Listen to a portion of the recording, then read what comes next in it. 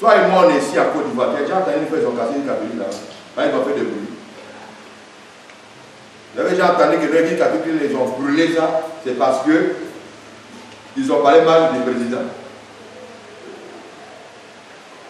Dans mon quartier, il y a eu un souci comme ça. Les jeunes boulats qui ont foncé quand les églises catholiques étaient de faire un culte. Ils ont cogné les bâches. Les minutes qui ont suivi, l'ONU a envoyé des choses. L'ONU était ici là. Ils ont envoyé des soldats là-bas. L'ONU a envoyé des soldats. Ils sont venus entourer le point. Ils ont créé une autre voie désormais. Le camion passe de l'autre côté, il ne passe plus maintenant devant l'église. Oui, mais c'est ça. C'est l'église de l'État. Moi, je suis dans ma cité, Stan FB. Frère, toutes les églises évangéliques qui s'élèvent là-bas ont fait. Mais eux, ils viennent micro écrit Alléluia, ça prend tout le quartier, c'est normal. L'église de l'État, c'est l'église du monde. Voilà comment Satan a réussi à s'infiltrer dans l'église. Parce que cette église va commencer à frapper tout le long des ailes de l'église. Elle va chercher maintenant à s'implanter. Au départ, c'était les ailes, maintenant c'est devenu une doctrine. Donc quand c'est devenu une doctrine, c'est imposé à tout le monde. Toutes les villes qui vont venir de part et d'autre vont forcément s'aligner à ça. Ça devient un problème sérieux. Vous voyez, sixième point, l'église romaine sera prise en charge par l'État. Sixième. Ah, cinquième. Cinquième, je dis l'église universelle. Non, cinquième, je dis les symboles. Ah, ok. Les symboles de l'église, de cette église est la croix. Voilà. D'autres pensent que la croix c'est un symbole chrétien. Non. La croix n'a jamais été un symbole chrétien. Quand Jésus parlait de la croix, il ne parlait pas d'aller prendre un bois pour tailler et puis mettre dessus sur nous. Ou bien porter ça. Parce que la croix a été un symbole de Dieu d'amour. Dans l'être T. C'est à Golgotha, ils ont ajouté quelque chose dessus. Quand j'ai fait clip, tu regardes la caméra parce que je bouge. Oh, mais c'est les caméramans. La lettre T.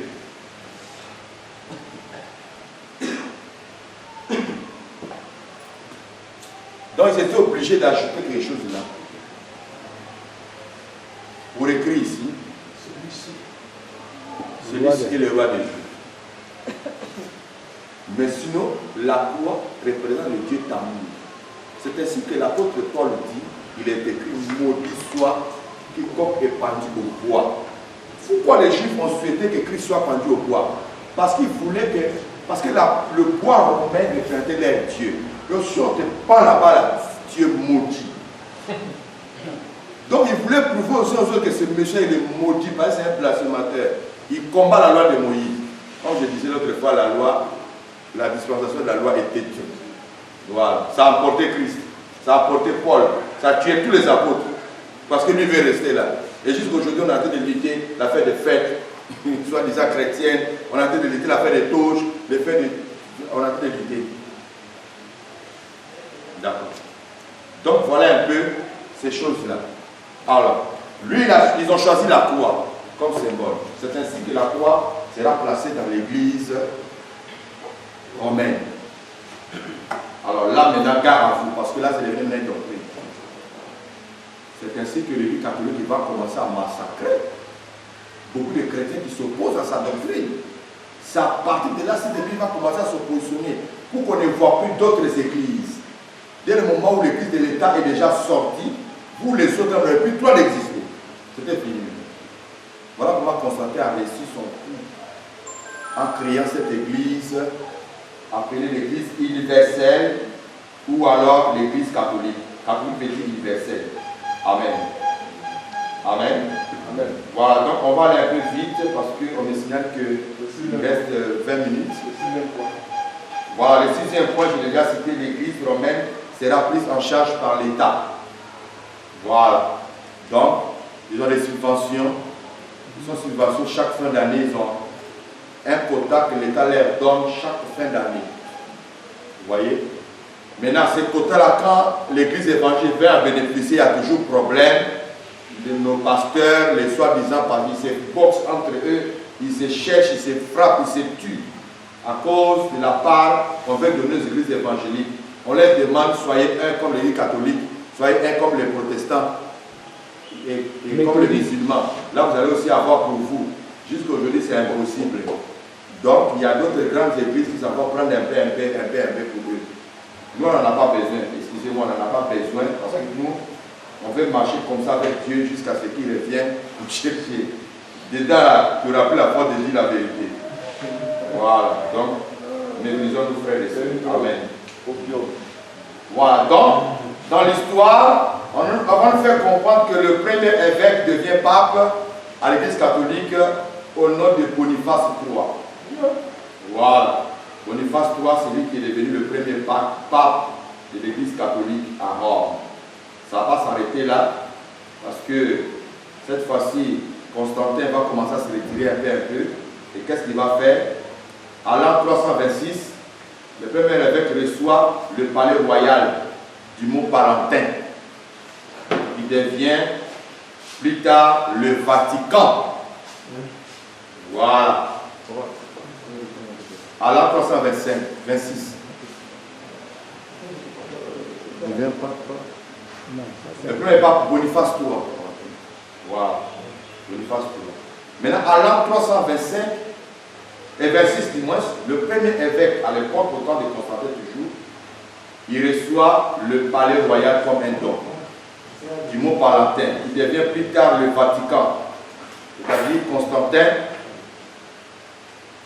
va quitter le mont Palentin pour donner ça comme un don au nouveau évêque qui vient d'être élu à la tête de l'église. Et lui-même, il s'éloigna pour aller s'installer à Byzance. Il y avait une ville qu'on appelait Byzance, qui va devenir plus tard Constantinople. Et là-bas, les partis restés. Et on a laissé maintenant le Vatican dans la main du nouveau pape qui vient d'arriver. Et non seulement le Vatican, dans le Vatican, il y avait le temple de Dieu Apollon, ou le Dieu Soleil. Constantin va laisser maintenant le premier évêque de Rome, ce temple-là, qui va devenir plus tard la basilique de Saint-Pierre à Rome. La basilique de Saint-Pierre à Rome, ça, c'est le temple de Dieu Soleil, le Dieu Apollon. C'est un temple démoniaque qui est devenu maintenant la basilique de Saint-Pierre. C'est ainsi qu'à l'intérieur, il ne doit pas avoir des choses de Dieu dedans. Tout est diabolique. Il y a des circuits qui sont réservés simplement à des sociétés secrètes. Voilà, parce que le catholicisme, c'est le mélange de tout. Comme ça a été le rassemblement à l'an 325, où il y a eu des prêtres, des vaudous, toutes ces personnes-là. Le Vatican, c'est l'ensemble de tout.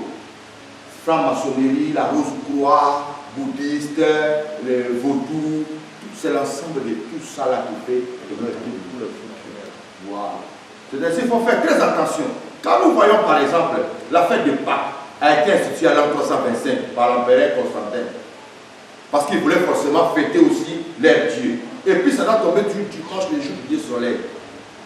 Dimanche en anglais c'est Sunday. Sunday qui veut dire le jour du soleil. Est-ce qu'on n'a pas besoin vraiment de discuter sur ça? Ça a été décidé là-bas. Tout ce qui vient de là-bas, on ne doit pas rentrer dedans.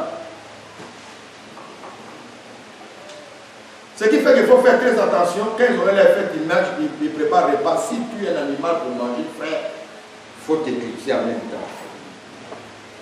Parce que les œuvres de Nicolaïde, la beaucoup de Balaam est rentré déjà dans l'église. C'est toi-même qui dois savoir te préserver. Sinon, la fête de Pâques dans le christianisme, ça n'existe pas. J'ai discuté avec un petit qui est en Afrique du Sud. On est dans Colossiens. Non, dans 1 Corinthiens 5, 7 là. Il a dit, mais papa, ici on dit célébrer donc la fête, non? Non, on doit célébrer. Il m'a dit, mais il faut regarder, on est célébrer donc la fête avec du pain, de pureté, voilà, non avec du pain de malice et d'impureté, mais avec du pain de vérité et de pureté.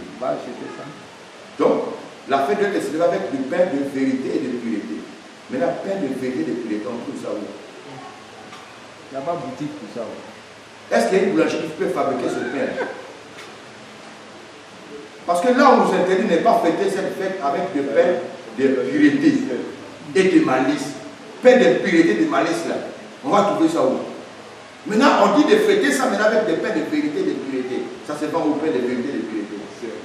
Il dit l'enfer est bloqué. Il dit, ah, papa, je comprends. On parle des œuvres qui sont dans notre vie. Malice, la ruse. La ruse. Ça va pas être au milieu de nous. C'est une vie qu'on doit se débarrasser. Pâques, là, c'est Christ lui-même. C'est lui la fête de Pâques. Est-ce qu'on peut fêter Christ? On le vit. Voyez comment le ruse est rentré dans l'église. Aujourd'hui, beaucoup d'églises ne comprennent rien. Ils ont fait rentrer, faire des Pentecôtes, faire des Pâques, faire du Noël, l'Ascension de Jésus, l'Ascension de Marie. Ils ont mis tout ça là-dedans. Distraction totale. Les sœurs Nicolas qui a pris l'église, la doctrine de Balaam a pris l'église, et ça y est, là, ça a poussé des racines. Là, il disait, mais si vraiment on doit fêter toutes ces fêtes-là, c'est que nous en avons beaucoup, hein? Nous en avons beaucoup. Parce qu'on doit fêter la tentation de Jésus. Il n'est pas tombé, frère. Mais c'est une fête. Des chaînes à la tentation, on doit fêter ça. Son baptême, on doit fêter. Parce que ce jour-là, le ciel est ouvert, c'est l'esprit à parler. C'est pour la première fois, on attend la voix de Dieu. Frère, on doit fêter que Jésus a marché sur l'eau, il n'est pas noyé. Ça doit être une fête pour lui. Son père, non, il y aura beaucoup de fêtes. Quelqu'un qui a bloqué un catholique comme ça, il va demander où est le passage qui dit que Marie est montée. Non, les sectes de Nicolaïs, ce sont des hérésies. On n'a pas besoin de voir ça dans la Bible. Non, non, voilà comment les sectes de Nicolaïs sont rentrés. Je crois que vous comprenez la différence quand on parle de l'église de Pergame, locale, et dans les âges, la continuité. Donc, vous comprenez un peu. Voilà. Donc, quand tu regardes bien, quelles sont les personnes qui vont venir contracter ces œuvres-là? Est-ce qu'on a besoin d'un prophète pour ça? Dieu choisit toujours parmi les 5 mini pour venir corriger ces choses-là. Est-ce que c'est difficile à comprendre? Amen. Ceux qui sont sortis à leur temps, qui ont contrecarré ça, ils sont morts. Mais la mission continue.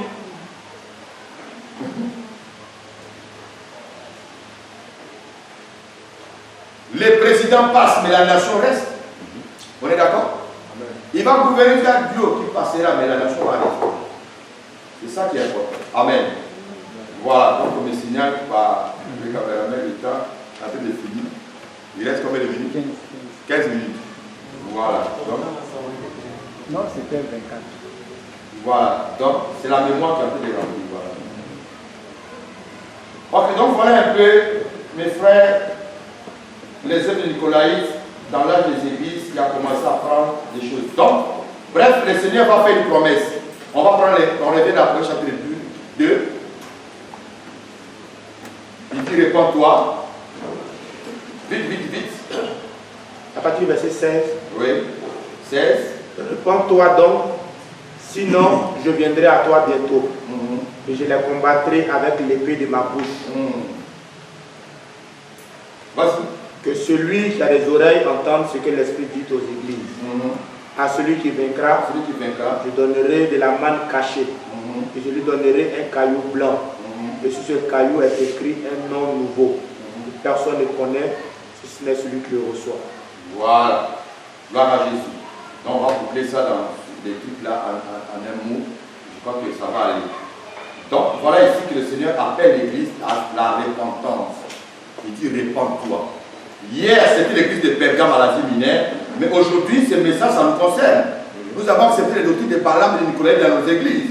Qu'on doit réellement s'en débarrasser. Ok? Amen. Amen, amen pas. Amen. Quand je regarde, frère, tu écoutes les meilleurs, tu vois que le travail est dense. Parce qu'on doit commencer à enlever le système de touches, leur amener qu'à comprendre que les sacerdoces a changé. Le nouveau sacerdoce n'a plus besoin des habits sacrés. Parce que nous sommes dans un sacerdoce royal et céleste et spirituel. Ça, c'est un. On n'a pas besoin d'animer les bougies dans nos temples pour prier Dieu. Animer les chandeliers. On n'en a pas besoin. Parce que tout est devenu spirituel. Les âmes sont devenues spirituelles, les dons sont devenus spirituels, tout est devenu spirituel. Et toi aussi, tu dois devenir aussi spirituel. Et tu dois aussi adorer Dieu en esprit. Donc tout doit devenir spirituel. Or, l'esprit, c'est quelque chose qu'on ne voit pas. Mais on croit à son existence, c'est la foi. Amen. On regarde les fêtes soi-disant chrétiennes, donc il y a un travail à faire. Les titres honorifiques, des pasteurs qui mettent des photos dans les églises. Voilà les œuvres de Nicolette qui a pris la pleure. Et Dieu demande à l'église de se repentir. Il rappelle encore la fête de l'épée. Il dit, sinon je viendrai frapper avec l'épée. Donc, c'est dans sa troisième venue que l'épée va sortir. Voilà. Maintenant, il va parler ici de la manne cachée. La manne cachée est donnée au vainqueur. À celui qui vaincra, je donnerai de la manne cachée. Vous voyez? Donc là, ça nous amène à 3 niveaux. La manne cachée nous amène directement à l'Israël, dans les tabernacles de Moïse. Il y avait 3 positions de la manne. Excusez-moi, c'est très bien. J'ai dit il y avait 3 positions de la manne. Quand la manne tombait dans le désert, il y avait la première position, la manne tombait dans le camp. Et la manne qui tombait dans le camp, Israël avait le droit d'aller le ramasser. Ça tombait de dimanche jusqu'à vendredi soir. Le samedi, la manne ne tombait pas. C'était la Shabbat. La manne qui tombait dans le désert, c'était destiné au peuple qui partait ramasser pour manger. Amen. Maintenant, il y avait la manne qui était destinée pour les sacrificateurs. Et cette manne a été placée dans le lieu saint, sur la table appelée la table de pain des propositions. Le pain, la manne qui tombait, qui était destinée pour sur le lieu saint, sur la table de pain des propositions, était destinée aux sacrificateurs qui travaillaient à l'intérieur. Maintenant, dans le lieu très saint, il y avait l'arche de l'alliance. Et à l'intérieur de l'arche, il y avait une urne. Et à l'intérieur de l'urne, il y avait la manne. Ça, on appelle la manne cachée. On mettait ça dans l'urne, on fermait l'urne. On met dans l'arche, on ferme l'arche. Avec des propulseurs. Voilà. Ça, c'est le souverain serviteur qui avait droit à ça. Voilà un peu les 3 types. Et ici aussi, ça nous conduit dans une révélation. Parce que la manne, ou alors le pain qui tombait dans les déserts, Christ l'a développé dans les évangiles. Ok? Il a dit, vos pères ont mangé de la manne dans les déserts, ils sont tous morts. Mais moi, je suis le véritable pain qui descend du ciel. Celui qui mange ma chair aura la vie éternelle. Donc, il parlait de lui-même. Le pain, la manne, représente Christ lui-même. Mais dans quelle dimension? Nous voyons ici, il a dit, vos pères ont mangé la manne, ils sont morts. Mais celui qui mangera le pain que je donnerai aura la vie éternelle. Il va dire, le pain là c'est ma chair. Donc c'est Christ lui-même. Christ, ce n'est pas la chair qu'on va manger. La nourriture, c'est la parole de Dieu. Amen. Amen. Voilà. C'est ça qui nourrit notre âme. Maintenant, le problème, c'est quoi? Nous avons 3 différents types de la parole qui est réservée à ses enfants. Ou bien 3 différents types de personnes qui reçoivent la parole. Parce que je vous l'ai dit. Quand Jésus prêchait, il y avait le premier type de personnes qu'on appelle la foule, qui écoutait le message. Et recevait le message à l'état brut. Si c'est une parabole, il est dans la parabole à l'état brut. Qui a compris, c'est ça. Il n'a pas compris, c'est ça. Comme à l'église catholique, on bombarde des conneries et puis dit, celui qui a des oreilles pour comprendre, et il n'a qu'à comprendre, les cœurs pour garder, il n'a qu'à garder. Ce que tu as dit, mais on n'a pas compris, mais on n'a qu'à garder. Donc, il y a la foule qui venait recevoir les enseignements.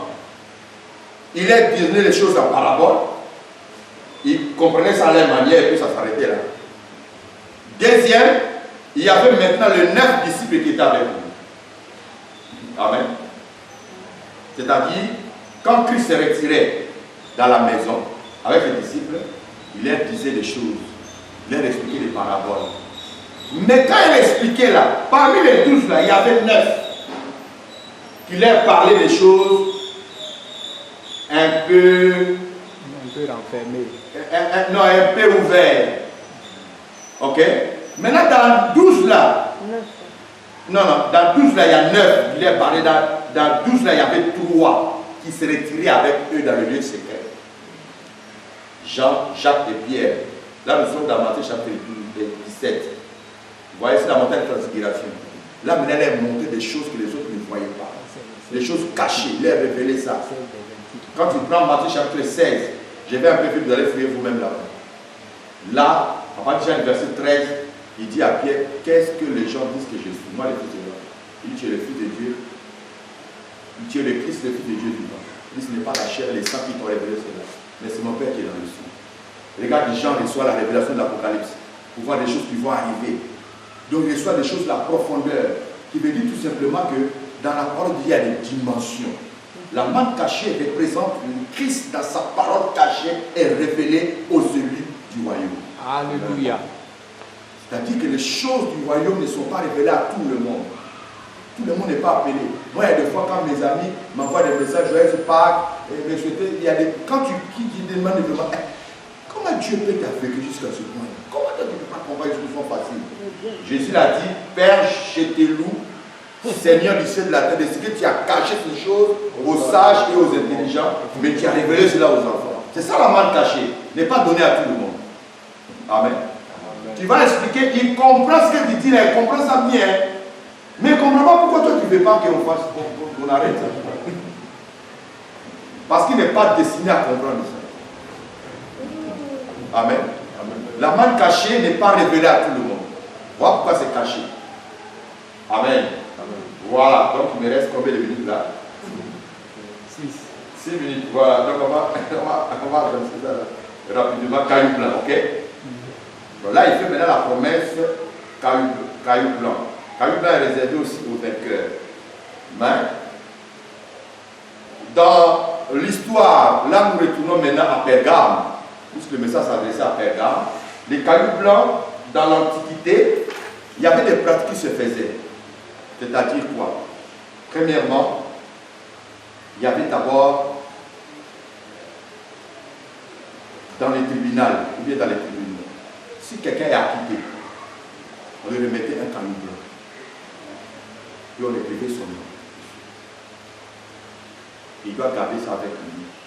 Si après il va présenter, on les garde caillou blanc. Donc c'est venu être acquitté. Mais si tu as été condamné, on te donnera caillou noir, tout ce qui connaît. Vous voyez un peu comment ça s'est passé dans la Sainte-Table. Alors c'était aussi réalisable pendant les Jeux. Voilà. Si tu as gagné la compétition, on va te donner des cailloux blancs. Comme symbole que toi, tu as remporté le prix. Et sur ce caillou blanc, ton nom sera écrit là-dessus. Amen. Amen. Amen. Amen. Voilà. Maintenant, ce n'est pas fini. Là, je parlais de quoi? Pendant les Jeux. Hein? Pendant les Jeux. Tu parlais d'abord du tribunal, la personne qui t'a acquitté pendant les Jeux des vainqueurs. Pendant les Jeux des vainqueurs, voilà. Et puis à la fin, il y avait aussi les cailloux blancs qui étaient réunis pendant le banquet. Hein, le banquet sont des fêtes qui sont organisées à huis clos. Il y a certaines personnes simplement calculées qui sont invitées à ce banquet. Donc quand tu es invité à ce banquet-là, c'est comme les noces de la nuit. On te remet le caillou blanc ou son nom écrit dessus. Quand tu arrives à l'entrée, tu présentes ça, on regarde, et puis tu rentres. Voilà comment les choses se passaient à l'Antiquité. C'est ainsi que Jésus a promis aux vainqueurs. Ceux qui vont vaincre les êtres de Nicolaïtes et les doctrines, pardon, la doctrine des Nicolaïtes et des Balaam dans les églises qui sont rentrés actuellement, ceux qui vont vaincre là, et ils vont avoir caillou blanc. Cela veut dire que ces personnes seront récompensées. Or, quand nous parlons de la blancheur, nous voyons Christ l'a déjà parlé dans la promesse. Il dit, vous serez vêtus de fin lait, les blancs. Lui-même, quand il était sur la terre, lors de la transfiguration, ses habits sont devenus très blanches, comme la lumière. Et le fin lait est promis aux vainqueurs. Et Dieu te donnera un nom nouveau. Le nom nouveau a deux caractères. Premièrement, nous devons comprendre que chaque homme a deux entités. L'entité intérieure et l'entité extérieure. C'est ça l'apôtre Pierre appelle la parure extérieure et la parure intérieure. L'appareil extérieur, c'est ça. Nous voyons la forme physique, l'accoutrement et autres.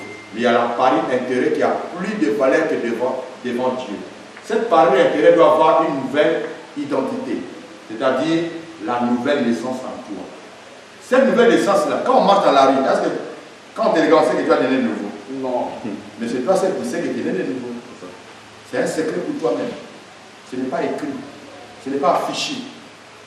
La façon dont tu marches avec Dieu, la façon dont toi, tu te sanctifies, la façon dont tu es pur à l'intérieur, comme le caillou blanc, c'est toi seul qui sais qui tu es. Amen. Amen. Amen. Et voilà pourquoi vous allez sentir que Jésus donne Pierre, qui était Simon, il va donner le Céphas. C'est un nom nouveau qu'il donne. Le nom nouveau correspond à lui, son caractère. Voilà. Maintenant, à la longue, on aura sur les noms nouveaux, puisque tout sera transformé à la longue. On aura la nouvelle terre, nouveaux cieux, donc forcément il y aura un nouveau nom. Ça, c'est réservé entre le Seigneur et son Église. Voilà. Peut-être que ton nom ne correspond pas avec la gloire de Dieu, donc on va changer ça. Il y aura forcément un nom nouveau. Là, c'est dans le futur. Mais cela est réservé toujours aux vainqueurs. Que Dieu nous bénisse. Voilà. On va se lever, je suis fatigué. C'est ferme.